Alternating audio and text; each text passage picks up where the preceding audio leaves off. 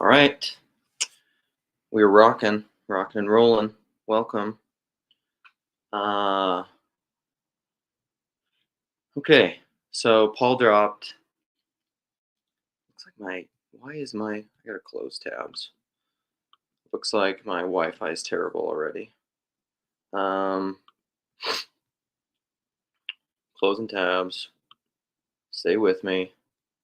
Closing tabs. All right, that'll have to do. That'll do, pig. That'll do. Chad, Dolly, welcome. Thank you for the warm greetings. I feel warmed in this cold Minnesota morning. Um, Thank you, Chad. God bless you. God bless us, everyone. All right, so PBK dropped a video this morning where he's continuing to talk about this little corner, what it is, uh, what's the title of it. It's a good title. Uh, Michael, he played some tips from Tayo, he played some tips from Michael. Um, he played a large section of a live stream yesterday's or whatever. I don't know. I've been basically doing. You let that video come here. God bless you. God bless you. Blessings. Um. Anyhow, because Paul just so there's a couple. Oh, I should. What were what were they?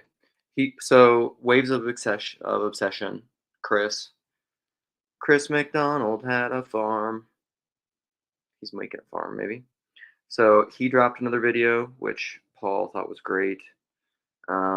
Let me try to see what else do we have here. Yeah, I never knew you, stranger to party, where he was just thinking about things really well. I think Chris thinks about things well. Infamous. That's right. And then the versatile. That's a creative name. So like the YouTube channel VERSETYLE, Dragon of Possibility, which I don't know. I'm gonna check. I haven't even looked at it yet, but I love Japanese stuff. I just do. For some reason, I resonate with it. I like Japanese whiskey. I like Japanese pizza. I like sushi. I like their culture of perfectionism. I like how uh, I heard this from Joe Rogan, but what's the guy's name? I forget. But it's like once you see the way broadly, you'll see it in everything. Hugely resonates with me in general. Yeah, that video. It's so stunning. I wept. But anyhow, he like weaves in Japanese and English, and he's talking about this little corner in a very creative, poetic, uh, skillful way. And God bless him. And that gets at like creativity and art and what are we doing and artistry. Strange theology. I haven't really dove into your stuff yet. Forgive me, but I mean I've heard it's come up a lot, so it's obviously resonant. I tend to think I tend to think of a lot of things in terms of resonance, strings, harmony. Sherry talks about that. Uh, resonating strings because you have these two strings that are separate things, but then when they're vibrating in harmonic patterns, the two become one. So like art, and you need both things to have that resonance. You're not going to have the resonance without the two strings. So, oh, he works in French too. There's some connection between Japan and France, or at least there is for. I love silence. I'm obsessed with silence, and because of silence, Makoto Fujimura. Paul, if you watch this, I would love for you to engage with Makoto Fujimura, but I want to talk to him too. Uh, he used to follow me on Twitter back when I was on Twitter back in the day. He's just so. I interacted with him a little bit, but that was a long time ago. He's also an Enneagram 4 with a 5 wing. I know that. I know he's into Enneagram. But I love Makoto Fujimura. That's like a life goal of mine is to own one of his pieces of art. I don't know. I don't know if it'll ever happen because I'm sure they're not cheap. But he's brilliant. Anyhow, he wrote a book called um, I have it over here. What's the name of it? Beauty and Silence or something. It's on beauty, but it's based off of the movie Silence because his father, I think, knew Makoto Fujimura, who wrote the book Silence, and they have a lot of similar things in their life. Anyhow, I love Japanese culture. I love Japan in general, and so that's cool. and and then it's interesting too. Like so obviously I took part in that Grail Country conversation, and but then as I'm re-listening through it, as Paul reposted it at the tail end of his video today, um, it's funny. You hear different things. Everything is iconic and infinitely dense, and so when you supercoiled DNA, which is infinitely fecund. How do you say fecundity? Um, and it's latent. There's latent infinite possibility in almost anything. That's kind of the way that I see things. And so these conversations, you listen. I'm participating in it, and I'm paying attention to it a little bit, and I'm talking. But then you listen back to it, and you hear new things, or you hear it in a new way. And so that happened in the conversation, but also one of the things Michael brought up in that conversation was the people he wants to talk to, and the friends that his wife makes these friends, and then she wants him to be friends with the spouses, and he's like, and Michael's just kind of like, I don't know, like and then he said, like, I have a YouTube channel. If they like what I'm talking about on my YouTube channel, we can be friends. It's kind of like a filter, and I totally get that because I'm a little bit different than Michael in that I'm not an introvert. I'm becoming more introverted, but like I don't like superficial things. I don't like, um, I don't know. I just always want to go deep into the most deep, intimate things that are possible with people. Or I like to talk about ideas in a way that most people don't really enjoy. So I completely relate to what Michael's talking about. And he brought up the Space Lewis's Ransom trilogy, which he called the Space Trilogy. But Ted has corrected me that Lewis did not want it to be called the Space Trilogy because even the idea of space, and he talks about that in the first book. He quotes someone, but he says just like essentially the idea of space is not how the ancients, how the pre-modern mind would have thought about space at all. They thought of it as like the heavens. It wasn't devoid of life. It was brimming with life, so full of life that like us who are more dead. I mean, that's one of the big things in the Ransom trilogy is like we live in the silent planet, the dead planet. Earth is less alive than the heavens in many ways. And so anyhow, but that book, so like those books, the Space Trilogy, I've read them 4 times, and each time that I read them, uh, I see different things. I have changed a lot, and so then upon every subsequent reading, I'm just like, holy cow, these are amazing, and I think I have a good radar for depth and value. Like and part of that's my own particular interests, but like I think of it that way. It's like I think of it as my metal detector of value. Like I sense, and and it's very much that George McDonald Lilith quote. I'm sorry, I can't necessarily explain it to you why it is, but I sense it. I intuit it. I'm an intuitor. Like there's value here.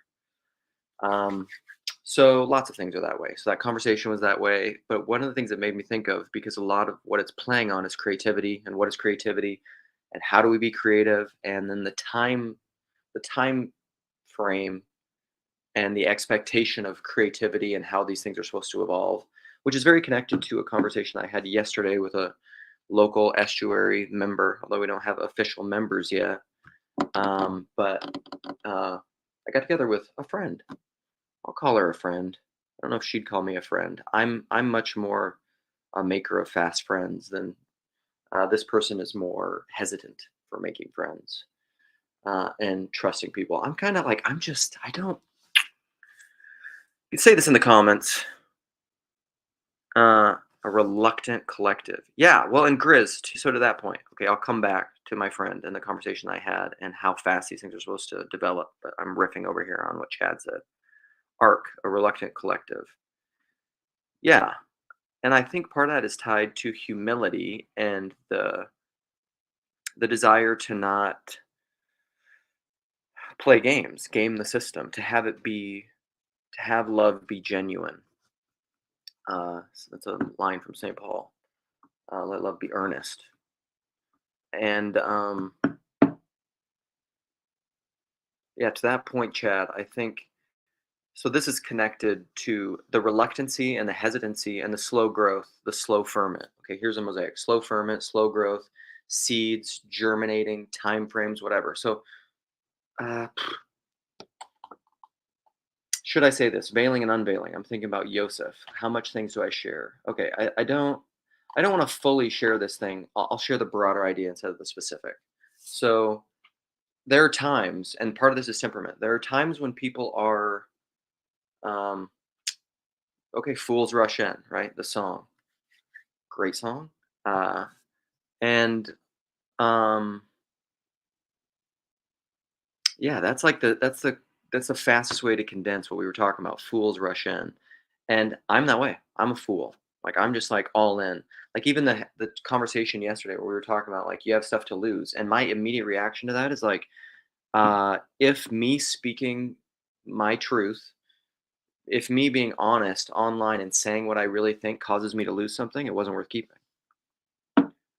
Uh, I don't know, and I kind of truly believe that. It's just like if someone, this is how I've always felt about friendship, and why I don't like Paul says like we all wear masks, and to some degree I think that's true because of the identity of identity and non-identity. You can't get away from it. But like it is not my natural inclination to wear a mask. I don't really think I do. Even right now, like I'm not saying certain things out of care for other people, but my natural inclination is to share all for all. Because here's the thing, because if I present a false self, a curated version of myself or a mask, and you fall in love with that, are you falling in love with me? No, I'd rather just skip all of that, go straight to the heart of the matter, rush in like a fool, and if you love me, you love me, and if you don't, you don't. But throughout my whole life, that's my wife and I talk about this. That's been some people love that. Some people immediately resonate with that and enjoy that. Some people don't. It weirds a lot of people out. And and that's true. But truly a lot of my best friends, so like when I used to work as at a in my chemistry job at this analytical chemistry lab, two of my best friends that I ended up having in that place. And this is young. These are my younger years. These are my early 20s. So like imagine all this energy and enthusiasm and like just imagine that like 20 years ago. Like I was a psychopath. I was wild. I was a wild boy. And yeah, and that could come across as uh I don't know. Authenticity could come across as false to people who aren't used to authenticity. And some people can fake like you can with Christ, there's always antichrist. With the real thing, always comes counterfeit, and you can game almost anything, right? So, I had this friend at the lab who wasn't immediately a friend. I'm kind of immediately drawn to pretty much anyone. Like, there's very few people I've met in my life that I uh, just have a hard time with. I can probably name them on one hand. That I'm just like, I just don't really enjoy you as a person. And a part of that I see, it's like that Graham Greene line, hate is a lack of imagination. I really believe that. Like if you're imaginative enough, and I think the imagination, in line with George MacDonald, is our organ of perceiving reality uh, as it is. It's a participation in the seer, in the awareness, in the consciousness of God in logos, the imagination. If you have a good enough imagination, you can see beauty in almost damn near anything. That's actually why I love Graham Greene. It's why I love his book, The Power and the Glory, and the prison scene from that book of The Power and the Glory, where this whiskey priest is imprisoned for his faith in um, Tabasco. Tabasco is like it's a region in Mexico because Catholicism is outlawed, and he's in this prison, and and there's this kind of fundamentalist Catholic lady in there who's just like lamenting being around all these sinners and bad people that are doing all these bad things, and there's these drunk in the corner, and these people are having sex. This person's like defecating, and there's all she's like, ugh, this is like all these evil people. And he's like, I see love in that fornication, and part of that's just, and I don't, I love Graham Greene, love him. And I don't think there's a way that you can do that and hold that tension, which isn't an excuse for the fornication, but like it's kind of like that quote that I think is falsely attributed to G.K. Chesterton, where like, or it's Blaise Pascal. The Blaise Pascal quote I know is true, but like all men seek happiness, that is without exception, even the man who hangs himself. And then the G.K. Chesterton quote, which I don't think is his, but it's attributed to him. Everybody talks about like it's his.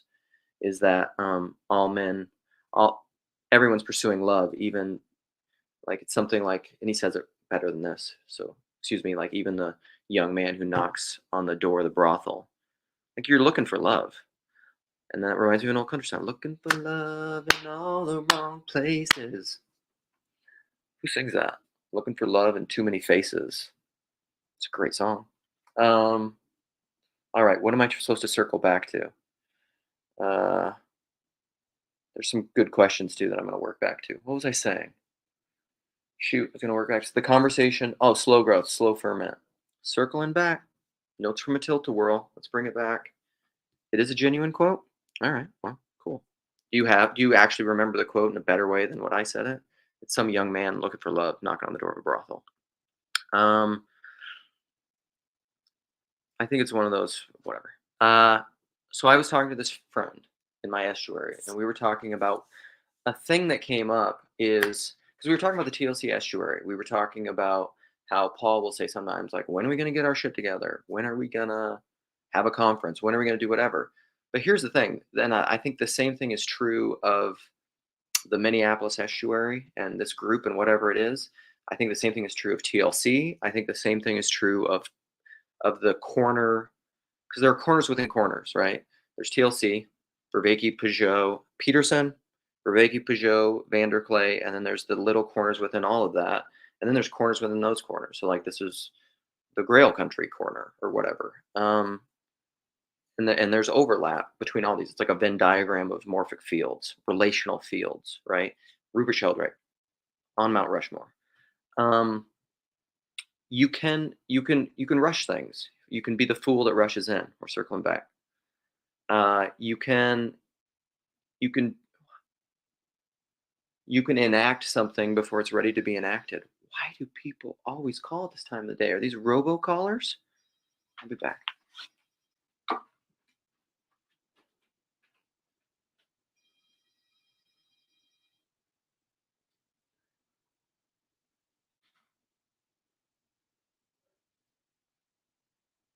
have a landline. I have a landline for my kids because they don't have cell phones, and then this way we can call them at our house. Most people don't have landline phones anymore. That's what happens. All right. So it's a slow ferment. It's like the slow food movement. It's like I say, fast. What is expedient? What is fast? I feel like there should be some good saying. Fast is trying to come up with an axiom or like a quip in the moment. Fast is futile. Fast is, I don't know. But it's like sourdough bread versus quick rise yeast. It's you know it's a slow brew. It's a slow ferment. I feel like Julian wrote on the slow ferment for a while. But so Peterson's not. He's not really in the TLC. I would say he is the catalyst for it, though. I mean, that's probably the way to think about it. But and well, I got table that, Luke. Finish one thought. So I think you have to let things slowly evolve because again, it's the emanation and the best. So this is the Vervaeke conversations that he kept having with Bishop Maximus, where they spoke about these things really well. And I think it's basically in line with like classic Christian theology, Orthodox theology. Like that's what Vervaeke says at the end of it. And Maximus says, he's like, basically, Vervaeke, what you've come to is just what Orthodox theology is always taught, which is that like there's this it's basically incarnational theology. There's this simultaneous reciprocity between emanation the spiritual, the above, the mind, and the body, the emergence.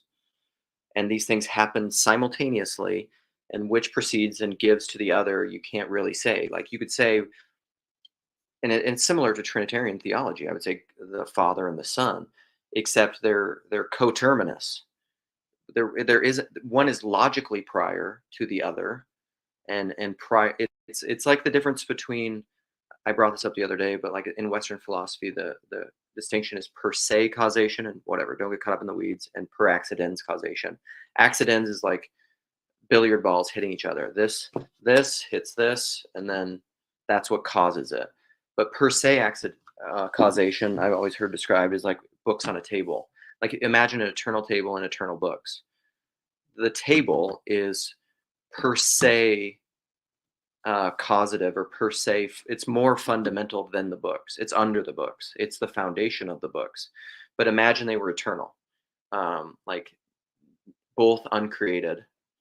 There wasn't a beginning to either. The table is still foundational to the books. I mean, you're assuming gravity and all that, but it's an illustration. You get, you understand what I'm saying. So emanation and emergence, those things are happening at the same time, and you can't, if you try to rush something, if it's the fool rushes in, you are, you're it's too much mind. You're trying to impose upon a natural growth of a thing too much control, too much mind, too much authority from above, too much narrative, and and you're not letting the thing naturally emerge and evolve. It's like the relationship of husbandry or gardening or something. Is like you need the conscious mind to wield the agent, I guess, to wield and cultivate, foster the things that are good for the garden. That's what the mind is for. But you don't. But you have to kind of let the garden be what it's going to be. Children, if you're too authoritarian and controlling and dictatorial with what you want the children to be, it won't work. It's the Tao. Your order will become chaos. Your Christ will become Antichrist, and the thing will flip on you, and you'll create rebellion. Is that what you want? No, it's not. So you have to, like, you have to dance with these things. You have to let the thing be what it's going to be. Yes, it's love. And so in this little corner, in the Vanderclay corner of the corner, I think Paul very well has consistently resisted people who want too much emanation, too much control from above. And Paul's like, I don't want to do that. Part of that's his temperament. Part of that's wisdom. Let us attend. Paul is just, I think he's just wise. He gets this. What up, Tayo? So the same is true in the Minneapolis estuary. You can't rush it. Like my friend said yesterday in when we had coffee, if we try to have a conference right now, it would suck. Like we don't yet know who we are, and because it's not exactly the same thing. I was confessing to her that I kind of what I wanted the Minneapolis estuary to be was like I wanted it to be this. I wanted it to be like all of my online friends, but just local. So I want to have like all these same conversations, like the conversations I've had with Sam all the time about the Trinity, the conversations that I have with Nate about like, does God exist and God the Father? We're talking about the monarchical Trinity. Um, and he and I disagree, and we've just talked about that for hours. You know, whatever. But like you can't. There is overlap. Again, it's these morphic fields. There's overlap, obviously, with the Minneapolis estuary and this little corner, this online space, the Paul Vanderclay space, because it came out of that. That is its tradition. That's its history, and so it is relative to that, but it's not the same thing. It is its own thing, and you have to let it be what it's going to be. Like you can't come in there and just be like, "This is what it is." It's too much authority. It's too much emanation. So, thank you, Mario. I appreciate that. I don't know. We all need a healthy bodies have many members, right?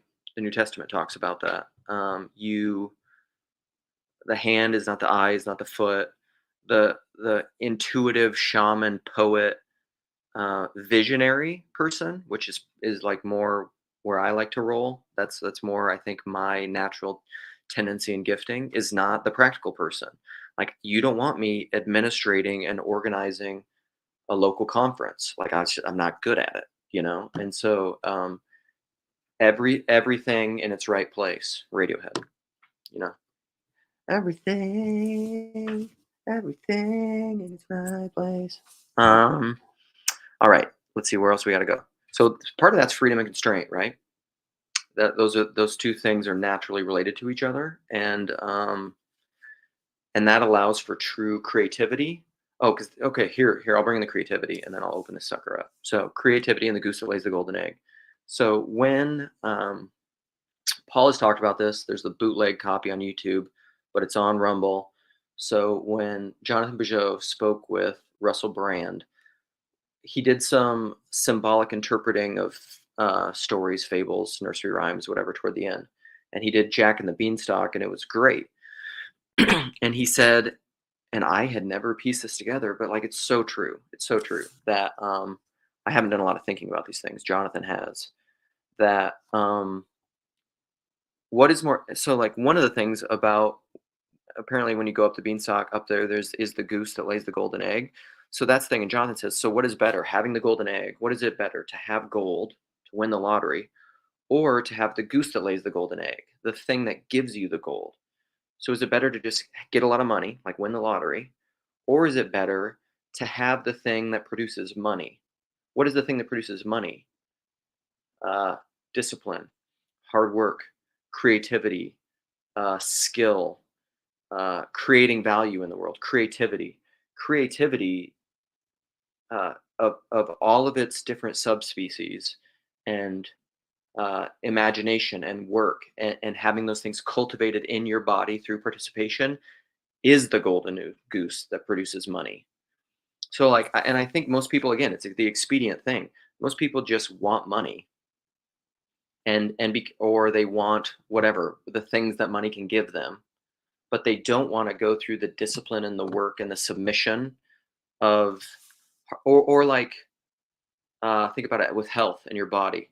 Most people want to be thinner and more muscular and in better shape and have healthier lungs. But in order to do that, you got to work out. You know, you have to discipline your body. You know, I don't box as one beating the air, but I discipline my body and I train as one who wants to win the race set before me with endurance. St. Paul. Um, Spiritual discipline. People want to be spiritually enlightened. Do you pray? Do you fast? Do you give alms? Do you help the poor? Do you do these things? Well, like, no, no, you want it handed to you, but that's mammon. You want a transaction. You want to do like, do you approach prayer as if it's a transaction? Well, it doesn't work, because that's not the goal. The goal is to transform you into what you're meant to be, which is related to my live stream yesterday. There is no salvation without transformation. You know, giving getting money, this is like the lottery. This is what I often tell my kids.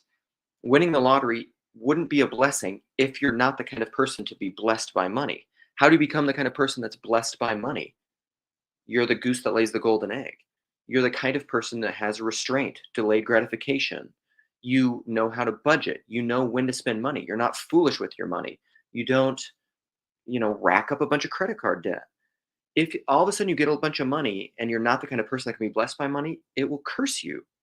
And like, we have anecdotal evidence for this, like most lottery winners, right? What does it do? It wrecks their life. So the goose that lays the golden egg is the thing that you want. But that requires work, discipline, vocation, maybe not work in the sense of, the thing that like doesn't give you life. Do the thing that gives you life, but do what you love, but do it well. But you have to do it. And so the last thing, I'll bring in some parenting stuff, because I often talk about that with my kids. There's always there's this kind of excuse. It's a very Jordan Peterson thing that we do. There's the kind of excusing thing that you can do. It's just like, well, I wouldn't be watching so many screens and just like endlessly watching YouTube and Netflix if all of my friends were wanting to like be outside and play. Because that's something that's a struggle for my oldest, if I'm honest, is and I think this is true. He probably would be doing things off of screen a lot more if he had friends that were doing it more. But because we live in this culture where parents just give their kids screens with unlimited, unrestricted internet, and then video games and TV, and they kids just sit inside and stay on screens all day. So then it's really hard to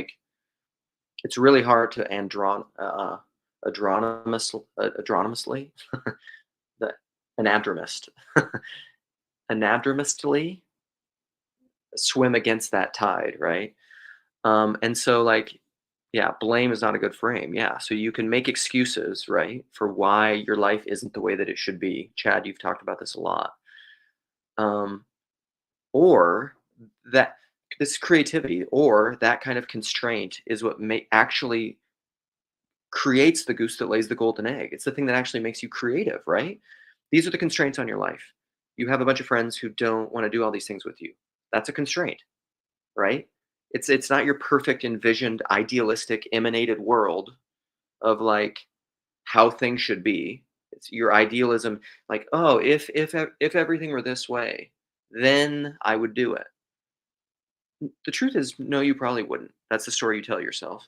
So this is what you are given. The world is given, right?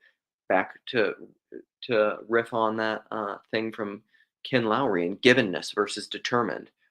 This is the world that you've been given. So then, how do you act in accordance to that givenness, that world? Uh, I've lived that way for a lot of my life, to be honest. If if this, because that's the thing, somebody that's imaginative, you can live in a fantasy imagination world. The real world is hard, so I live in my fantasy world inside my mind where there's nothing to constrict me. I can do whatever I want in here. Like this is a fun world to play in. But the reality is the constraints, the difficulties, the things that inhibit that world are the things that actually transform you and make you and give you the goose that lays the golden egg. Like suffering produces endurance. Uh, Difficulty produces anti-fragility and strength. Weight bearing produces strong bones. You don't get that without the difficulty. You just don't. And so instead of making excuses, you got to become creative and lean into that. Um, and that's the thing that will actually transform you. All right, I'm going to look at some comments and open this thing up. I think that's my closing stuff. I feel like usually with these things, that's my rhythm, right? I have about 30 minutes of circumambulating mosaic, and then I want to talk to other people and see what they have to say. All right, let's go back. Yeah, to some degree, this is true. We wear masks because we're not. Deep calls to deep. Real recognize real. Uh,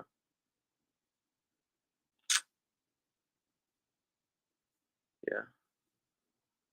I don't know what this means. Some may use that, especially in corporations. Yeah, but this is why I'm an anarchist and I probably could never work for a corporation. Largely is because they just be like, "Well, you said this." I'd be like, "Yeah, so eat it." Like, I don't want to play your dumb game. Uh, okay, Nathan's here. Great. Nathan always loves to give me some pushback. A cultural emphasis or demand for authenticity perversely makes it impossible. Yeah, Christ becomes Antichrist. I think that's probably very true, buddy. Um, Dude, f- for real. Um, trust is trust is hard. I don't know. It's tough because yeah, I'm like a wounded puppy who's just like always happy and just like let's all play and love each other. And then all of a sudden, like somebody's like smacks you with a newspaper, and you're like, what? I thought we were friends. And then they like come back to you with something nice. You're like, oh, great again, smack. Yeah, that's how it works. TLC has had a negative effect on your personal relations. I don't know. One of the things that I struggle with that and what's hard is the more time doing this is the less time. This is one of my wife's constant critiques is the less time I'm engaging people that I interact with bodily, right? Like right now I'm live streaming talking to all y'all and theoretically somebody from my local life could be watching. Probably some are, some do, I think. And then we talk about that later. But this is just kind of like my own journaling, interacting with people. But like, um, that's always the balance. Like, should I use this time and go get coffee with people? I don't know. I do that sometimes. That's what I did yesterday. But I also live streamed yesterday. Dude, for real. It's depressing. It's all right. Chica Chesterton was a monster. Um, let's see. Peter. I don't have an answering machine, Dave. If I did, I would just leave it. But really, too, like the only people that would ever call my landline home phone are either me when I'm calling my kids, or it's just people fishing, for crap, I guess. This is true. Phoebus, good point. I often think that myself, is that not every conversation has to be interesting. Again, it's just like you can't totalize or absolutize anything. Like if all I did, Peter Rollins talks about this all the time, and it came up somewhere recently too, where um, if the world was perfect in utopia, how long before you'd want to just like blow the whole thing up or throw a wrench into it? It would happen quickly. This is we're getting the different luchador mask. Nice. Mix it up, buddy. Hi. Hi. Are you relapsing and not doing your live streaming? What's that? Are you relapsing and live streaming and I'm jumping in? evil right now, yeah. Sorry. Yeah. Sorry for being so interesting you couldn't resist. Well, I like the topic of what Phoebus was bringing up. I think it's something good to explore. I think, and that's interesting to me because he doesn't even like create stuff on Right. the video streams or anything, Right. and so that's an interesting topic to me. I've had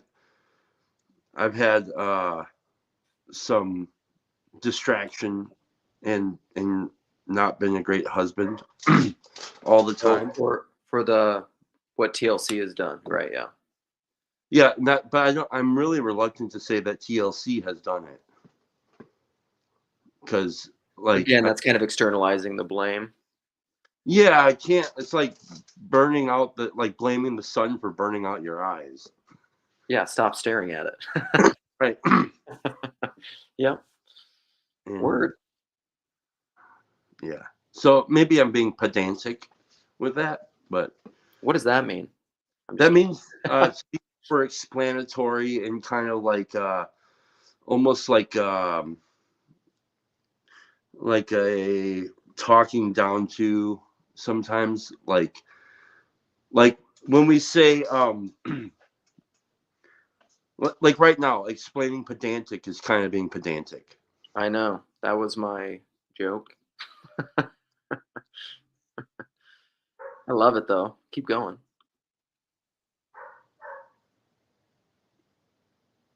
Are you frozen? Or are you messing with me? You're still moving.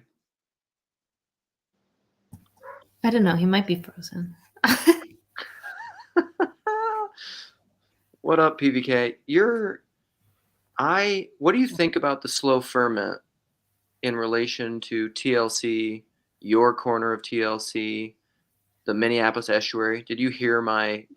No, I didn't hear the slow ferment. I was just listening to the very. I've gotten a few comments on the video this morning about the very important concern about what you just voiced, this taking away from in real life relationships. And I thought where Chad was going to go with that was, I think actually this is more of a step in the right direction because we were all being consumers of Peterson and others. Mm. And now actually, I mean, one of the things you realize is that I'm doing more making and less just passively being formed by this stuff. So it's a trade-off, and your wife's concern is real. And Grizz, I just this morning listened to Chad and Grizz's, boy, Chad, you and Grizz, the thing you posted yesterday was outstanding. I thought that would be a terrific on-ramp for the corner, because you went through history, and I thought you got perspective, and My only regret was we didn't go into estuary. yeah. I thought afterwards, I'm like, dang, we didn't really explain that too well. But yeah, go ahead. But it was a great video. Phoebus wondered if it was an example of kayfabe, which I thought was interesting. So Phoebus will have to explain that. But this is part of the reason why back in the BOM days I started the basically the studio cam, where we'd watch Luke make food for the family. We'd watch Chad. I mean, this is in some ways trying to get back to the women being together washing clothes. A lot of us are doing work now where we're sitting by ourselves in our own heads, interfacing with email. And there's a reason. If someone plotted when I am and not doing TLC stuff, if they actually could know, it completely correlates to the presence of my wife. Wife always trumps this. Same. Kids always trump this. I mean, it's Yeah, just the way it is. if I just quickly disappear, it's probably because wife showed up or kids showed up. Exactly. Or I'm at church and physical human being shows up. PVK disappears. Right. I got a good question. My pastor actually, he's like, where does Paul get all the time to do all this? Because my church is almost dead. And I, that's why I kind of told him, because I know he was asking because he has experience where he's constantly, having to go to the, people who are homebound or the nursing home but there's also a congregation of like 250 and they're almost all dying. I hate to say it.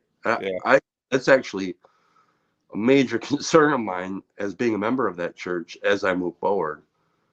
But to your point, I do believe that all of this is enriching. It does enrich me in my life. I do get to gather tools here and carry them out into into Wisconsin where I'm on the ground. But I think the warning that I would give as somebody who's making this stuff is that the attention is the attraction to always want to play is always there. And so if you're not really good with balance, it is good to actually take some of that's why I bring up I try to talk a lot about practice. Like, what are some of the things that we are practicing to stay connected to, as my pastor would say, the I can't remember what he said, the first things or something, first things first or something like that, or I can't remember. He has some weird phrase. But, staying grounded for me with my family, I mean, I'm going to tell a really quick personal story. After the denim dinner, my wife,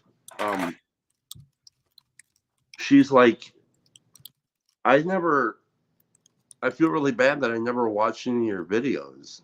All these people that came over, they really love you and stuff. And I really feel like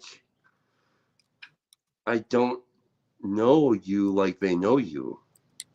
Dude, killer. And I felt really bad about that. And I felt bad because I feel like I made her feel bad about this. And that is on me. And so there was a weird tension there because it's like, oh, I have those issues all the time. Well, it was interesting. So this morning there was a comment on the video from a woman who, after I made the comment about when our meetup started, there were all these men that said, I wanted to talk to my wife about Jordan Peterson, but she didn't want to talk about him. And so there's a comment from a woman who said, I wanted to talk to my husband about Jordan Peterson. He didn't want to talk about him. And then she said, but somebody's got to keep their feet on the ground. And so I told my wife that comment. And she said, and she said something really important. She said, basically, but, one of us has to sort of, keep our feet on, but it doesn't keep our feet on the ground because, when Peterson talks about the thing about having two parents for a kid is you get more sanity because you minimize the insanity of both. And so then I thought about, then I was going to tell her about Malcolm and Simone, because in a lot of ways, the vision that Malcolm and Simone have and are living out, which is both of them are just super into the same thing. There's danger in that too, in that, they're more likely to ignore their kids because they're both obsessed about the same thing. So Totally. Just like all of these trade-offs, on one hand, there's, so, I listen to Malcolm and Simone, and I think my wife would really love it if both of us were, but if both of us were Waldorf teachers, or if both of us were pastoring Living Stones, then suddenly you really have a threat to all of the other things that need to be taken care of. So there's always these trade-offs there. So, I love what your wife said, Chad. And it just, I think part of it, like what I'm doing right now is I'm emptying the dishwasher every morning. My wife loads the dishwasher at night, runs during the night. I get up. She has to hurry off to school. My schedule's more flexible in the morning. I have to empty the dishwasher. And so if I weren't talking to you, this is why this trumps, there are a lot of videos out there that people have sent to me to watch. There's other videos I want to watch, and not just TLC stuff. I had to return a computer. I'm always looking at car stuff, everything, but Luke's live streaming, bang, I'm going there. Why? And I'm going to get on. Why? Because this is, for me, we're the ladies at the river washing the clothes, and I'm emptying the dishwasher. Yeah, well, Chad wore his fancy mask. I had to come on. So, Paul, but that's why, so for all of my intellectual talking about personalist knowing, that's why I've always been in your corner. It's why I reached out to you. It's why I met Jeff. It's why I've gotten to know all these people, because I care about the people. Yep. And because what you just said is why, sure, you talk about ideas. I like to talk about ideas. Obviously, I do it. I just monologued for 30 minutes. But I like talking to you. I want to talk to just real quick, kind of represent my wife in this conversation. Yeah, please do. This is genuine. This is a real genuine thing. I don't know how many people out there are like me, but I have a real problem keeping my room clean, for real. Like my actual bedroom, and that's but where the hell did Luke go? His wife showed up. Yes. Keep going, Chad. He'll be back. Keeping my, like, actually doing stuff, like remembering, like I don't mind. I like cleaning the house. I just don't remember to do it. And this causes a rift, actually, in my relationship with my wife, because she's like plugged into, like I've never once actually went and paid an electric bill or the water bill or the mortgage or the insurance. She does almost all of the grocery shopping, but that's, I wouldn't even know where to begin. And so when somebody says, like in a comment, they said, oh, Chad, you're some virtue, some paragon of virtue. It's like, absolutely not. I'm a goddamn mess. That's why everyone loves you, Chad, because you say that kind of stuff all the time. But it's one not, of the reasons. I'm not trying to sell you something. I'm just I saying, know. Well, we know it's true, and we know it's true because it's true of me, and it's true of Luke. And Cassidy's got a baby bouncing on her knees, and having a baby is wonderful. It's also mind numbing.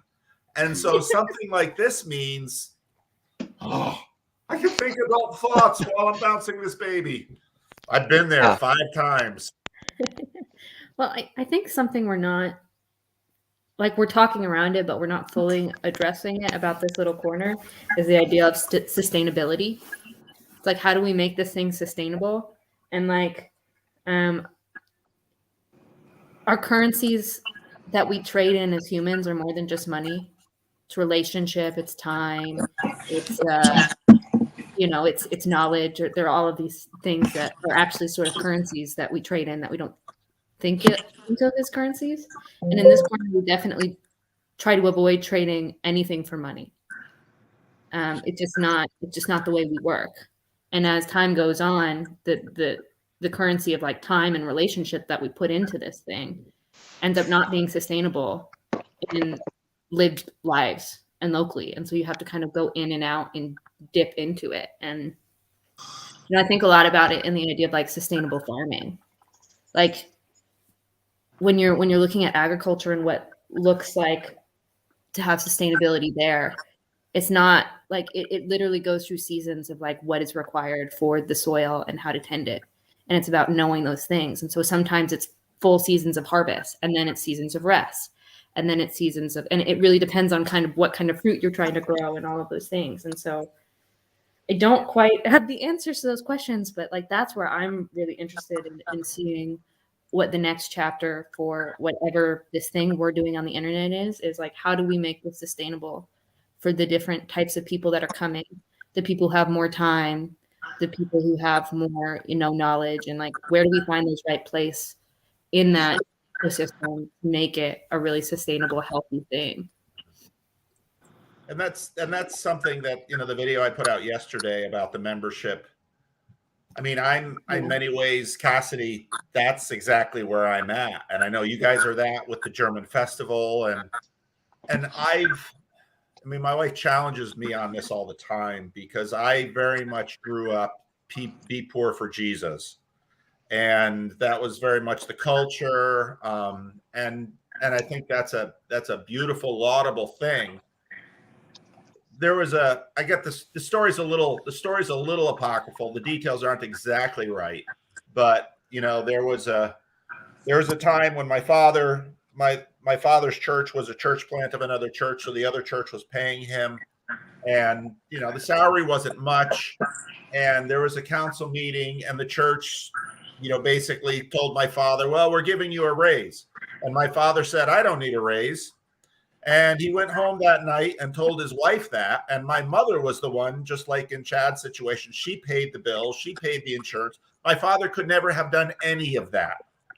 And she threw the checkbook at him and said, you make it work. And with hat in hand, he had to go back to the council and sheepishly, tell them that he really would like the raise. And so, but all of this stuff, we're doing a process stuff. We talked about it yesterday. Money, you're exactly right, Cassidy. Money has to be but figuring that out, boy, it's tough. When is someone a grifter? Yeah, I mean, I sweat on this, and I should just shut up. Well, and I was an independent filmmaker. Am I still? I don't know. That's a good question. But you live in a world where we'll do anything for free because we just love what we do. Yet, what have I seen time and time again? Just people crashing because they throw themselves into something and it's not sustainable. And so we have to have this conversation of how do we not sell our souls for money, but how do we find that way to have that community and that value to learn how to make it sustainable and make it a really positive, healthy thing. I don't know, it's really important to me. And I think it's really interesting in this corner because I don't think a lot of people are trying to make careers out of being YouTubers. I'm sure there are some that in the back of the head, they're like, this is a possibility, and it is. But it's like, what happens if someone blows up and that happens to them? So what if that that takes over. Like, how do we manage that well, and like, how do we scale? I know Nathan was talking about wanting to see people in this little corner, get paid for this stuff. Like, that would be really cool, but I don't want it just because it would be cool. I want it to see it be healthy and sustainable, which is not I don't think it's really the most balance in YouTube and independent creation yet. But part of that is because it's such a new avenue. I don't know. Those are just my like wild thoughts about some of those things. I think that if somebody wants to make money, I think what would be helpful is if they're explicit about that. That would be good. I Just, like that idea too, Chad. Just say, I'm interested in making money about it. That's great. Yeah. Do that. Or, and if you're not, and you notice that you're kind of maybe spending too much time staring at the sun, consider rumination. It's a good thing. It's a good practice too. But yeah, I think all those things are good to talk about, and all of this stuff. I think like what we're doing now, or what's been happening over the last week or so, is I think we noticed this about a year ago, and then maybe even a little bit before that. Sometimes when Paul goes on vacation, you see some of this. It's like, I'm serious. It's like there's almost like a time of inventory that happens where we Or there's a kinda- vacuum. well, I think we actually go through an inventory process where we start to kind of self-reflect. What is this? And all the while we say, well, this doesn't exist, or doesn't exist, or whatever. It's like, and that's why I like this idea of calling it a reluctant collective, because Yeah. like we're all really skittish on this signing up for. Nobody wants to sign up for being in a group or whatever. That seems weird. It's like AA. Nobody wants to join AA. Literally nobody. Well, that's kind of like, so Peter Rollins, he who put on these events and things, and he gives away non-member tokens. They're like non-member tokens. It's like the most Peter Rollins things ever. But so a question I have is like, so Chad, you're doing the TLC corner hub guy thing, right? That's you. Yeah. So like you put out this, and this isn't to like put this person on blast, right? I mean, whatever. They're a little bit more evangelical and academic than me, and I've never spoken to him. But like Parker Setter case, like you put him on there, and I'm just like, yes. Is that somebody that's in the corner? Yes. Like he does none of this. Yes, he does. He doesn't talk to people relationally like this. He meets. Neither does. Conversation. Well, he did actually. I met him, and I met him in Chicago Okay. at the Chicago event, and so that's what I'm trying. What I'm playing with that channel. First of all, I want it to be merely a tool. It's not a content channel. And so what I want to have is a place where you can go to, that's one spot, and you can see all the different channels, that at least the ones that I've experienced. So I haven't put like Dark Horse on there, Dark Horse Podcast. I put JBP on there. I put I even put the Marylander on there, right? Yeah. I mean, I have about 60 different channels. Now I'm probably gonna piss a lot of people off with this. Uh-oh. I can only upload 10 videos a day, which is annoying because I want to just get them all up and get it over with. But is Parker Pensis a part of the corner? Absolutely he is. And no, he isn't. Well, I guess I'm just trying to work that out myself, because part of it is, and I am also realizing I need to be more hospitable. Michael and Marylander, you guys can talk to, but I guess I'm just leery. Like when who made the comment up here, Anthony, like I missed the Peugeot days before the merch and the Kickstarters and stuff, because this is my what concern. Do you miss about it? Right, but this is my concern with money. When you start involving money in things and scale, is I just, the medium is the message. I think you start playing the games of mammon, and it's unavoidable. Yes, it is unavoidable. I think there's always an element of fighting fire with fire when especially like, let's say in Peugeot's corner. What is he doing? And is it bad that he's making a sustainable living while employing people, while trying to get a very strong message across to people that that maybe need to see or hear that? So, like, is it mammon? I don't think so. I think it's a fight fire with fire deal. Yeah. The most interesting thing that he said in my conversation with him, that some of you have seen already, he said, I said, what's behind the Symbolic World Summit? And he said, I didn't want to do that because I'm not trying to create a community. Right. And I thought, well, there's one of the differences kind of between him and I.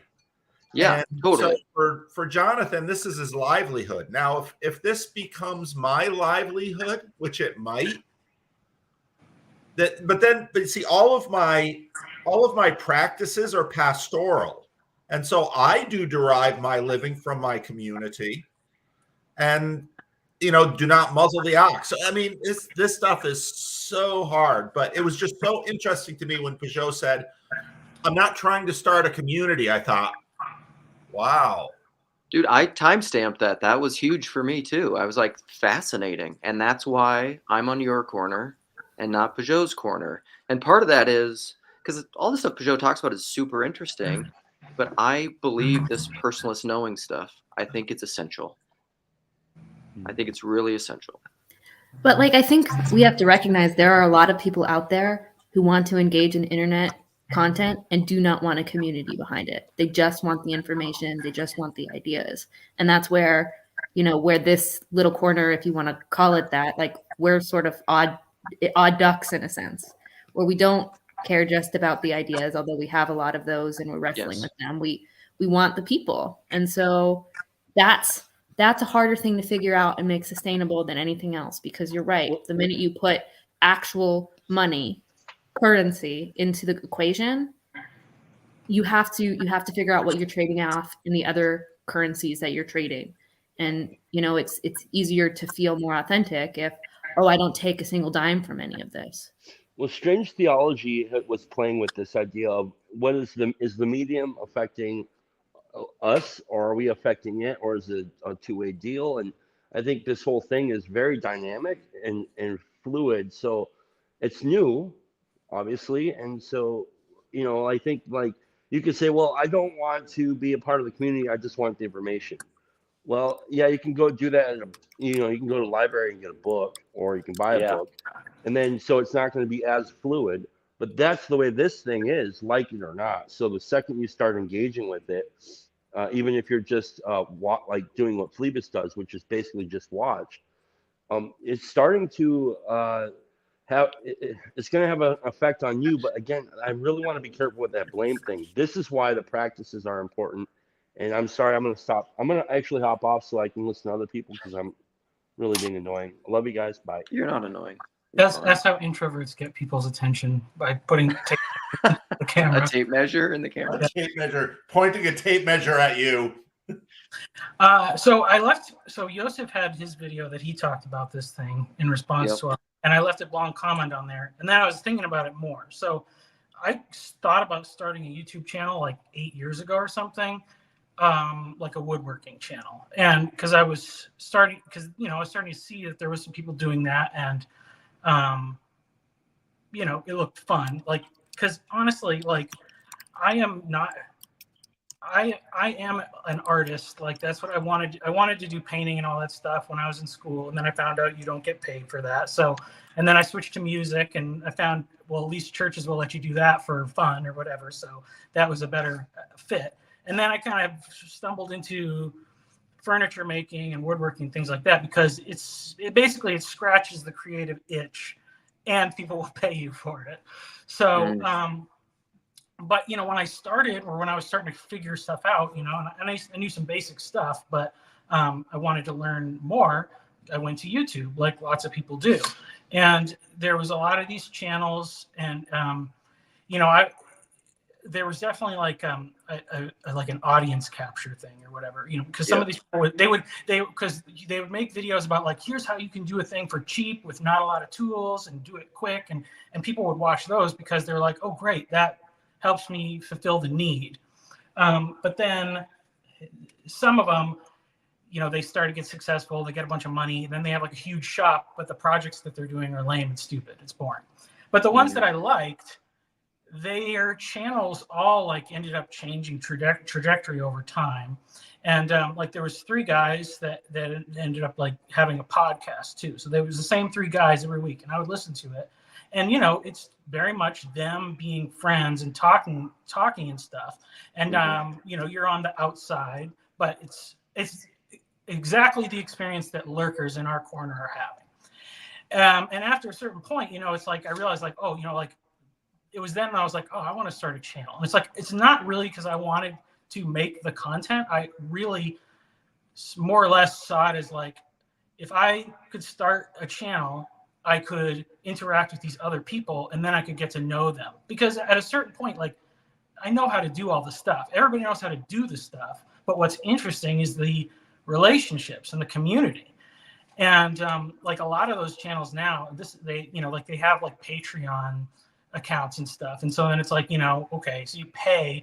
I was actually thinking, I'm like, is this like a weird, it's obviously more wholesome, but it's like, this is really similar to like OnlyFans in some ways, except it's guys like paying to be friends with professional YouTube woodworkers. But I think like, so the weird thing is that's the thing that really keeps people engaged. And the weird thing about our corner is like that thing is the central thing. Like, Yeah. So, which is great, because honestly, and it is great because, I realized like, oh, I don't necessarily have to be friends with like the famous person.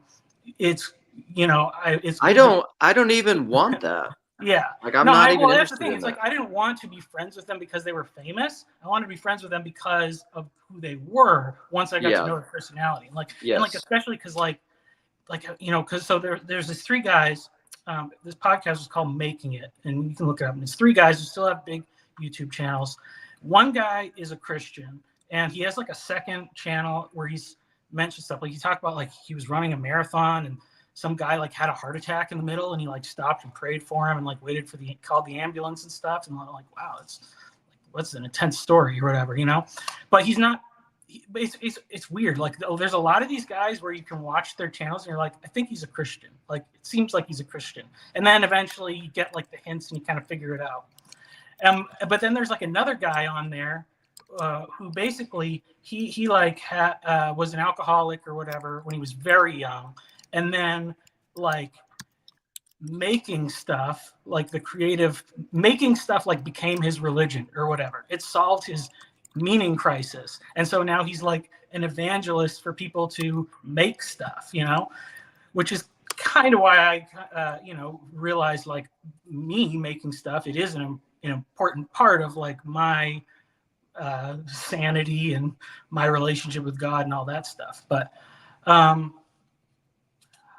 well, I think they're fandoms because we don't know how to be real friends, or because there's like these barriers to entry and that it's hard to gain access. But I don't think people want to be fans, like, because how long can you be a fan of somebody or whatever and not like actually care about them? Or when you find out like somebody's a jerk and then you're like, I don't like. There's some other groups that like I watch their stuff and then like there was some stuff where I'm like, I don't like that. And it's like, I don't care about anything they do anymore because whatever, for reasons of like personality or things like that, So I think it's, we almost like, we like the stuff that we like, but that's really on the surface. It is the people and the stuff that's beneath it. Well, I think so. It's like sports too. That's what drives sports: the narratives, the people, the relationships. A quick hosting thing. Some mic person was trying to come in here who I don't know who that is, and it just said your devices weren't working. But you're totally welcome. I just don't want to. I don't want to add people without video and stuff, just because of sometimes that can get weird. I mean, I don't care. I know Cassidy, obviously, and you can come on without video, I suppose. But sometimes, I don't know, Jacob's had nightmares that have happened. I've had nightmares too. I wouldn't recommend putting someone live if they won't put it's very hard because you want new people to join the conversation. But if you can't put your face on and you don't already have a relationship built, you're risking something you probably shouldn't. You Yeah, can't well, participate till we have faces. hey, that's right. You know, and I think part of that is like what this is. I don't know. Like, there's Marylander. You have thoughts? Are you just hanging out? What I like about you, by the way, is that you're in this little corner somehow. I know you personally. We've had lots of conversations. But yet, and you're a smart guy, so it's not like a deficiency in aptitude to be able to participate in these things. But very often, the conversation, something you'll say is like, "I have no idea what you people are talking about." Yeah. So, Like right now. like right now. So, like what? Like why? That's helpful. Why doesn't this make sense? The navel gazing. Yeah, I mean, it's like, you know, who cares? You know, like it, like I've witnessed it over and over and over again that like someone who's I don't like using the word creator or content or any of that, but like a small artist or an entertainer or a teacher, will gain massive amounts of like attention, and therefore, receives rewards from that by, being paid or selling things or whatever, right? I've noticed that the quality of their work tends to decrease, or I'll say like the innovation of their work tends to decrease as their popularity increases. And I think it could just be like a simple like illustration of sort of the growth paradox, where like companies just need to grow and grow and grow, or people who obtain a lot of money then get this like weird like craving to like see that number increase. Right, you can look at bodybuilding, right? Like a lot of them go way past the point to where they look good and become looking very garish. But like it's not here in this room. Like these specters or phantoms that you're like worried about, they're not present right now, and I don't see them coming close to this sort of thing. Like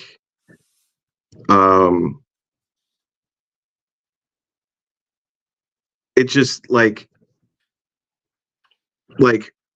I'm reminded of like the last time we spoke on the phone, Luke. I was gold panning. I was trespassing and I was gold panning in a creek I wasn't supposed to be in.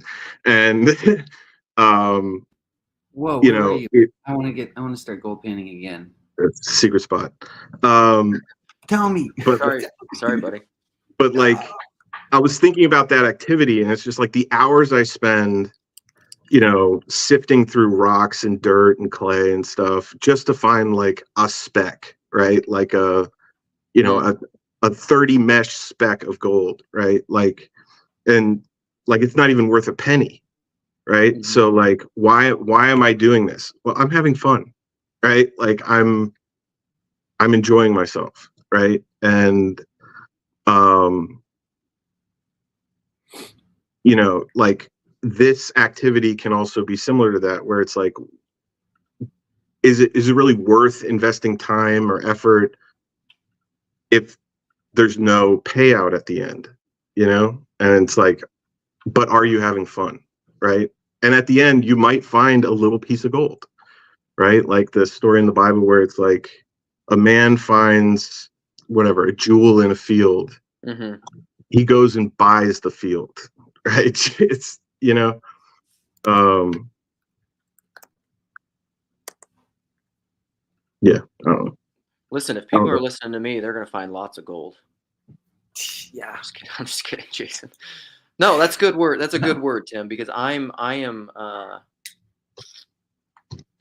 the specters, the phantoms that you're talking about, I can be leery of that. I guess it's part of it is this is like this people speak this way that this little corner is an oasis, and it's something that we found that you can't find other places. There are conversations you can't have other places. You know, Kezi says it's a brave space where people can say what they really think because we don't have these institutional confessional boundaries where like I can learn the most I've ever learned about the Trinity from Sam, who's not a Trinitarian, but at the same time, like we become friends. And I'm at some point, like it's inevitable. He lives in Chicago. He's not that far away. I'm going to meet him in real life, and it's going to be fantastic. Jason, I will inevitably meet in real life. Cassidy, like I like you. I will probably meet in real life also. Marylander. I don't know if you want to use your name. And that's going to be great. But I don't want. This is special for me. I'm just speaking for myself, and I think spiritually it is special, and it's oasis from everything else. I don't want it to scale and become big and turn into everything else. And maybe it won't. Maybe that's a false fear, but I think that's what it's what PDK keeps saying is like the small. Don't neglect the small. Some people don't see God because they don't look low enough. There's a reason like Chris from Ways of Obsession was going into the small channels because the big channels I think start to get seduced by the game of scale and making money and getting clicks and getting subscribers and doing that whole thing, which I think starts making your truth that you're saying anti-truth. I think that's what I'm leery of. There's always that opportunity becomes greater, right? Like I think the fear of those things shouldn't be like like something terrifying that stops you from creating or trying something, but it's like a sort of respect. Because if you don't have this sort of sense that you yourself, even though you have the best intentions, can fall into the same game, I think you're minimizing the humanity that you have as a person. And so how do we have this space where we can create and be okay with growing and scaling without it, losing ourselves? I think there's a possibility. I think a lot of it does rely on community and how we gain that. It's I think it's something we're all developing, but I think what Michael was saying is very right about what YouTube, the appeal of YouTube is. It's the relational aspect. You go back to the very beginning of YouTube, who were the first successful money makers. It was these vloggers who were sitting in their bedrooms and accidentally getting all these people interested in their stories. Like, and that this has just developed the longer that it's gone on. I mean, YouTube feels sort of old now, except for the fact that it's not really in the grand scale of, the way these things develop. And so we're still very new in adapting that. And so I think there is a really helpful place to have these conversations to say, how do we do this and avoid some of these pitfalls? Because, I would be naive to say that even though it doesn't exist now, I can't fall into that. Like Frodo with the ring at Mordor. Like I'd be naive to say that I couldn't be him and not need Samwise to help me throw that ring into the fire. Exactly. I'm in a sense, like I'm kind of I've said this before. I'm influenced by people like John Piper or whatever. Like there's a little bit of that. Paul said it earlier, that kind of hyper pietisticness where it's like, that's not a word, but you get it. Where I'm afraid of success or scale or money or anything. So like John Piper, he's this local pastor. I went to his church for a while. And he, he's been hugely successful. He has this whole ministry. The guy who started this ministry actually used to go to my church, John Bloom, but Desiring God. So he wrote a book called Desiring God. He coined the term Christian hedonism, whatever. This is like he's a somewhat recognized, especially nationally, but internationally. He's a Bible teacher, preacher, writer. He has all these books, but when he started all this off, they set up this foundation, Desiring God, where he's completely divorced from it because he was terrified of money. He was terrified of success. And part of that is his, I don't know, it's kind of his Calvinist pietistic stuff where so essentially like his books have made millions of dollars, millions upon millions. He's seen none of it. He's seen none of that money. he like, I actually know he has a daughter who he took out like a second mortgage on his home to send her to this private school, and he could be a millionaire.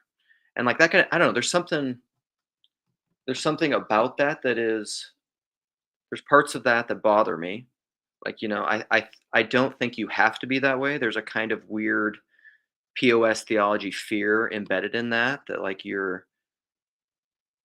I don't know. I don't know how much of that is wisdom. How much should you be afraid of like making it or being successful? What is it? That's why I had successful under my name the other day with a question mark after it. What does it mean to be successful? Most people in our modern culture use that as just like synonymous with financial success because that's how we equate everything. But that seems to me to be inverse, like the opposite of Christianity, right? Like Jesus, like So Yeah, we do have this obsession of like defining success with numbers, especially when you're talking about like media, because nobody wants to create something that they spend all their time doing and like their grandma's the only one who sees it and you feel like some filmmaker in your basement. That's not fun. But like I think there's certainly some wisdom in counting the cost of what that means to do to put out and create, because even if you don't gain like huge commercial success, it doesn't mean that what you're creating is not valuable, and it doesn't mean that it's not influencing the people who it's touching. And like, I think we should have a respect and a responsibility in that, because if we don't, we end up creating propaganda or becoming part of the machine and just chasing the mammon. I think that's totally true. And it's so easy now with this sort of like this how would you say, like this obsession with fame and fortune that hides in the West. The number one career, I want to be a content creator, I want to be an influencer. Like, it's the number one aspire to career. Just I feel like there's an undercurrent in this entire conversation about like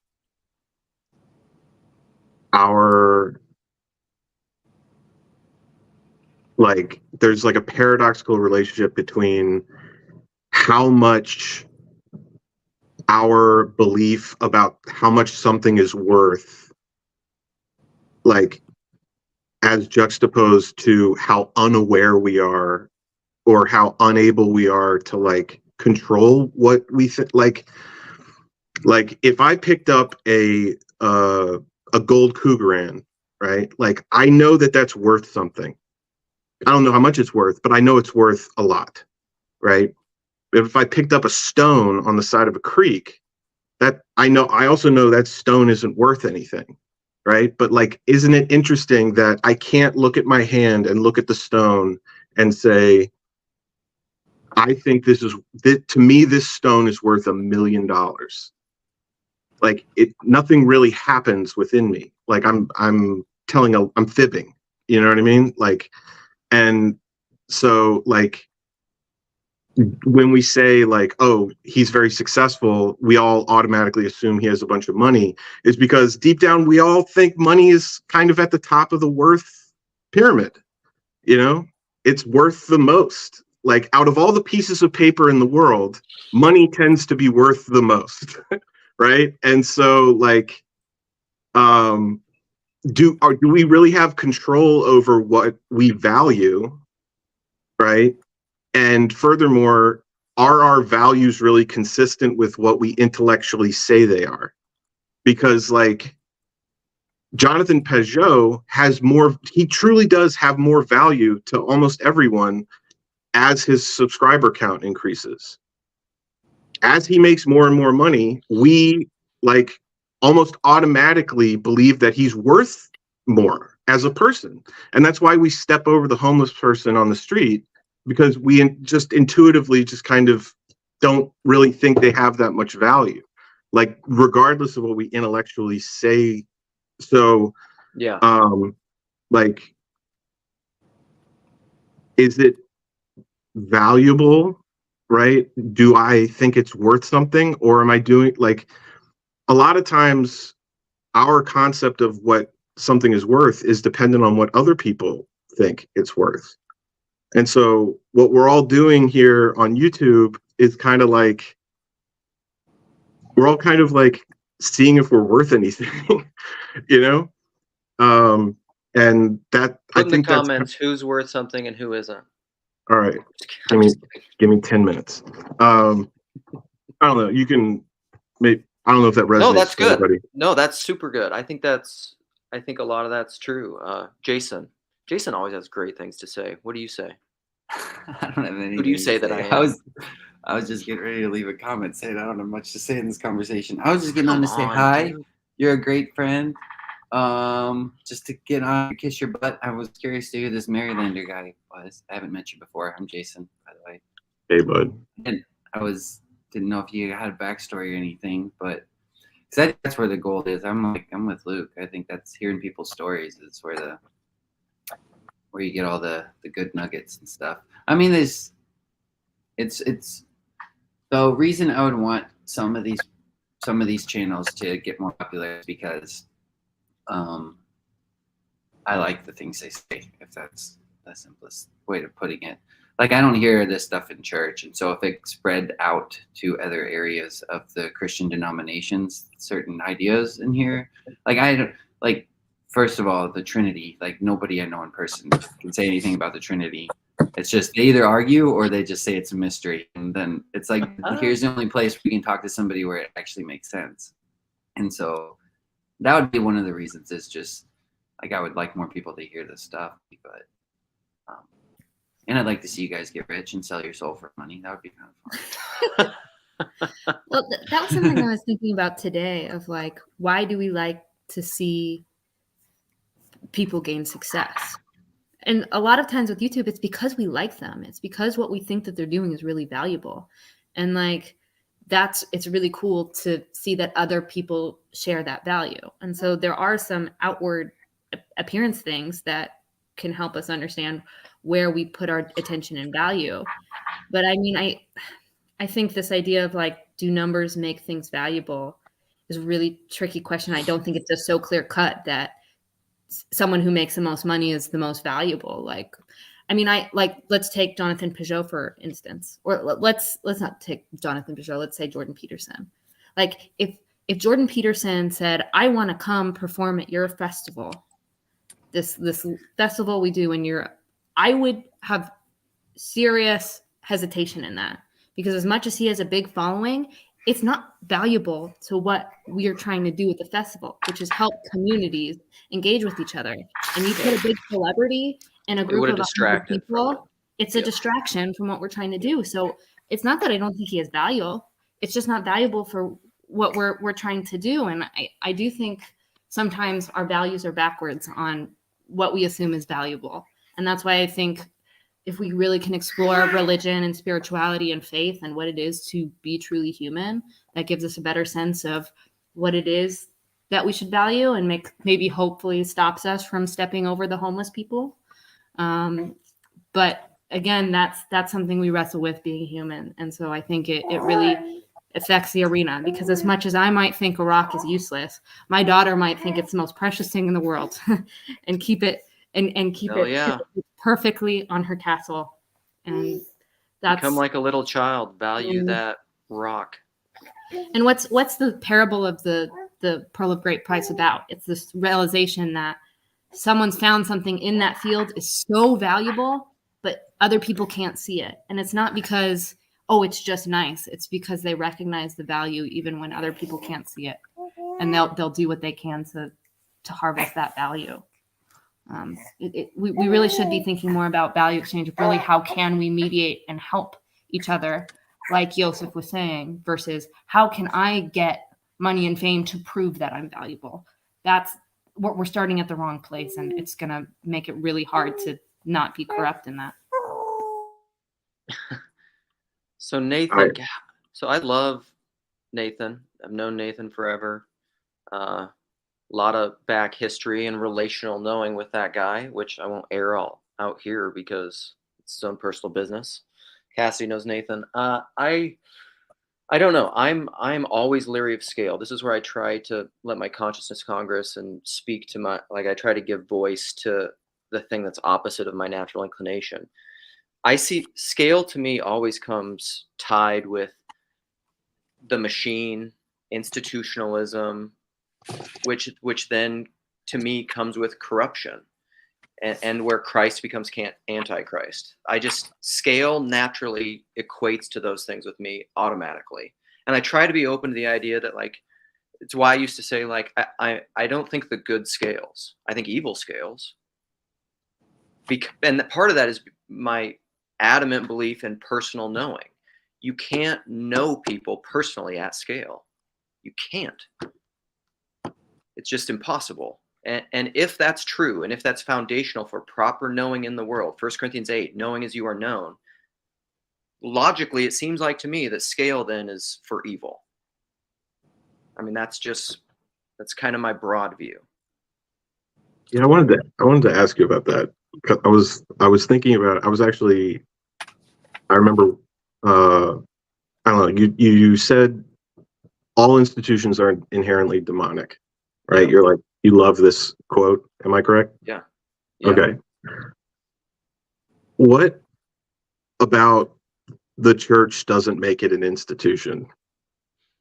Great question. Yeah, no, I think a lot of times it is. And I think so Paul and Peugeot spoke about that a little bit. That's to me that's the idea of Christ and Antichrist. Peugeot, it hasn't been released yet to non-members, but within the church is the anti-church, which to me would be the institutional church. The institutional church is the anti-church. Confessionalism is the anti-church.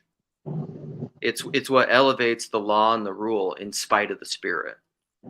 So the name of the thing becomes the opposite of what it is. I completely agree with you. So, Luke, how would you describe the growth of the Christian church then? Like, what word would you use for that? Because for some people, they might say, "Oh, they've scaled the church, so now it's on all these different countries and lands and whatever." Like, I guess I'm trying to understand, like, how you would describe that. Well, I think there's always another one of my Lukeisms is Christ plays an antichrist. And so and I think Christ conquers the world through dying, through martyrdom. I think that happens at every level. And so, like I was saying earlier, one of my favorite books is the book Silence, which is about, I forget what century it is. It's like the 17th century, Japan, under the shoguns, where Christianity is persecuted and outlawed. And then so it's a story of these two monks or missionaries, priests that go to Japan under or like the power and the glory under. So I love these things where Christianity is outlawed, right? It's persecuted. And then in Japan, like it's just pushed out where it's dead, where it says it doesn't exist. That whole book is about, is it there or is it not there? Like, what is the success of Christianity? And I think this is the inversion that Christianity is always playing with. What does success look like to Jesus? Being martyred, dying for your enemies. And I think the church, the opposite of that, the Antichrist comes in with like, when Christianity becomes popular, this is Kierkegaard, right? If everybody's a Christian, nobody's a Christian. Like if all of a sudden Christianity becomes in vogue and it's popular and you can use it for status and for winning and for money and for success, you can mammonize it. You can turn Christ into Antichrist, and that reality is always happening. And so, and this is why it's so annoying to me, why I talk about the doubt and belief and the Polanyi quote so much, is because when everyone's just like, all these people are deconstructing and leaving their faith, I'm just like, no. That is not what's happening. You're not seeing this correctly. If everybody's a child of God, then nobody's a child of God.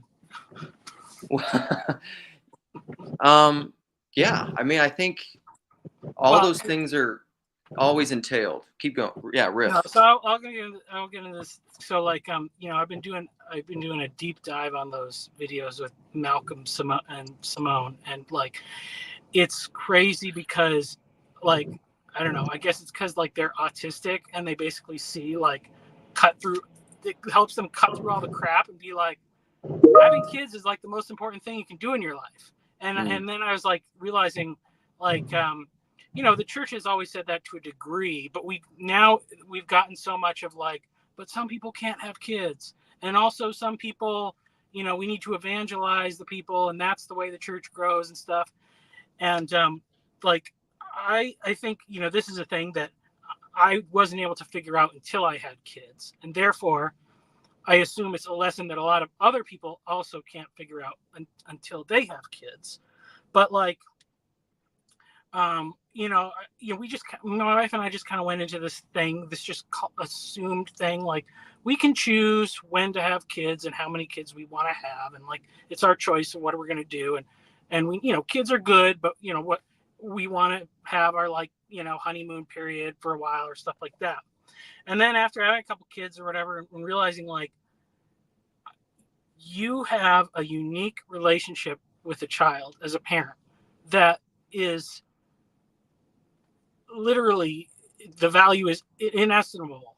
And then to realize like I could have another run of that relationship, but it's not going to be the same. It's going to be, again, equally totally unique. And like, and then realizing like, oh, that's how God sees us. Like, and that's just, he wants us to exist and to be known by him. And like that's in the foundation of reality. Before there's sin and a fall and all that stuff, God like wants a family, and he wants children to know and to be known by him. And of course, then that means logically that we are already in this big family where we have so many brothers and sisters that we get to know. And I mean, that's, kind of like, that is the point, so, but the interesting thing about like what Malcolm and Simone are saying is that like it's like when people earn over $5,000 a year, like globally, then they start having less kids. And it's like, wow, we sell that really, really short. And so I think money is a means to an end. And the thing is like, honestly, it's like having kids costs some money, and that's why people dissuade a lot of people and stuff like that. But it's totally worth it. And we need to, an economy must form within communities where people, not just children, but people. That's where I think Christianity goes beyond their like pro-natalist movement, because they're all about like, have your own kids and love your own kids, which we should. We all, if you can, you should consider it. But also, we can love all the other people. Like, and it's whatever. It's like the fundamentalist kind of thing that you hear in squishy evangelical services or whatever. It's like, you can't bring stuff to heaven or whatever, but you can bring people. Like, well, if people are more valuable than stuff in eternity, they're more valuable than stuff now. And honestly, they're cheaper than a lot of stuff to have a friend and get to know people and stuff. So. All right. I got to get going. Closing remarks. Jason, say something profound. I mean, come on, man. We're not talking about forgiveness. I got nothing to say. No, I liked what Michael was saying, though, the foundation of having a child. I mean, that's obviously where my mind went was the lamb slain before the foundation of the world. That's PBK what wants a link to come back and say something. Or get him in here. But yeah, Jason earned my keep. Oh my gosh, I gotta say something really, really thoughtful now.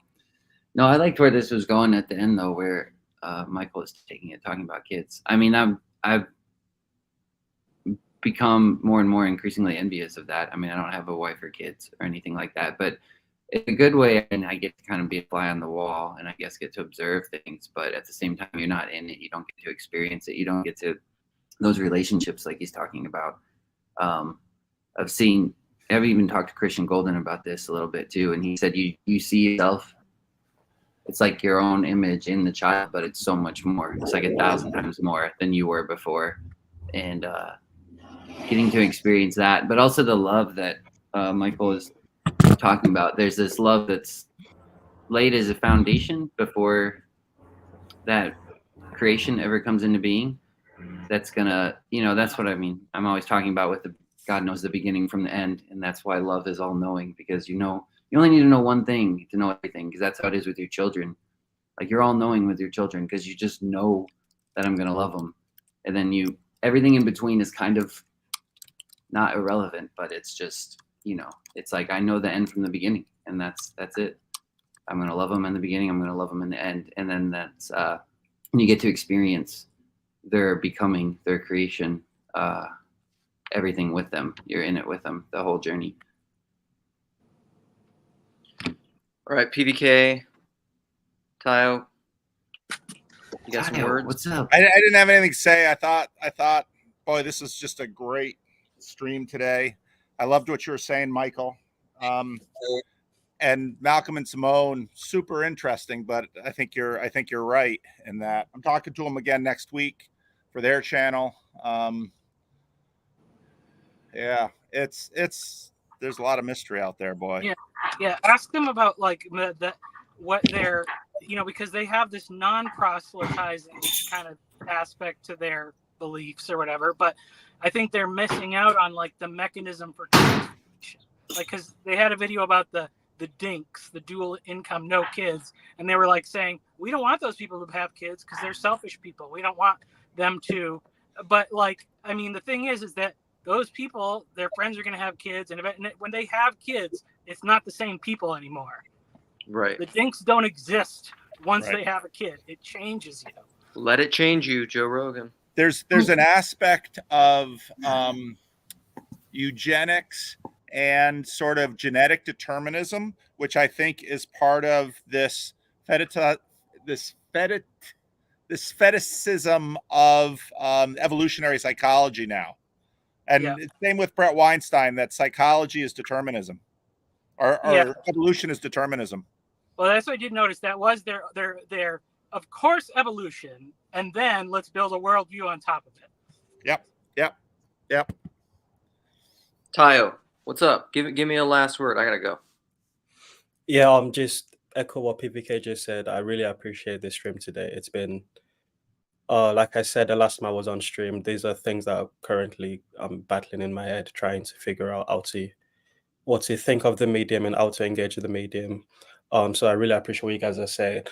Just wanted to pop on mainly to say that and to echo, I think Cassidy was the one that brought up how Christianity scales.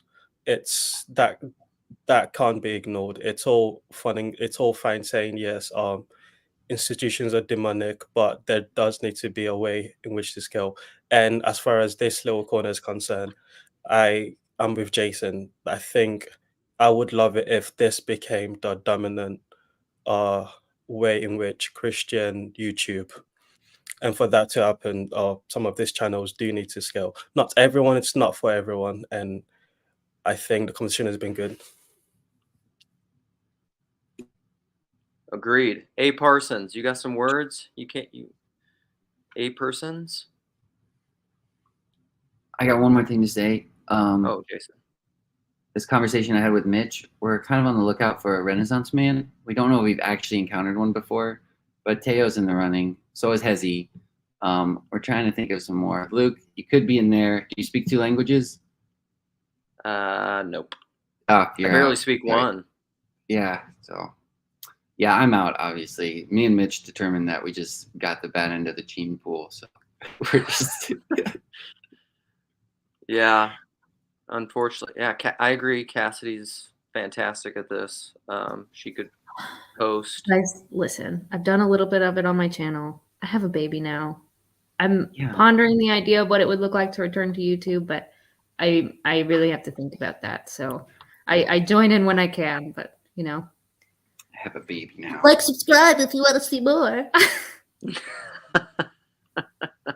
Like and subscribe. All right. Well, thank you. I don't know. I find this valuable. It frustrates some people. I don't know. I got to talk to Sherry. Sherry was frustrated in the comments. I was trying to interact with it. I don't know why. Sometimes I don't understand when people get upset about things. And also, it's not mostly Orthodox here. Cassidy and I are Orthodox converts. Marylander is something I don't want to say. I mean, he's not Orthodox. PVK is obviously Dutch Reformed. Satori, I don't know what you are, broad evangelical, Baptist. I'm a mega church evangelical. Yeah, but a little mega church. Okay, Jason's his own thing. Go check out Almond Tree. He's a special breed, Pentecostally. He's a oneness Pentecostal, but you're not really. Well, I don't know what that is. I don't know. Yeah, I don't know yeah. what you're just broadly evangelical Protestant, right? Yeah, I was brought up in. Oh wait. Yeah. Yeah. Oh, yeah. Yeah, that's what I was brought up in, but I'm currently attending a Catholic church, so we'll see how that goes. Oh, geez. Do you like it? Catholics and Orthodox, getting everybody.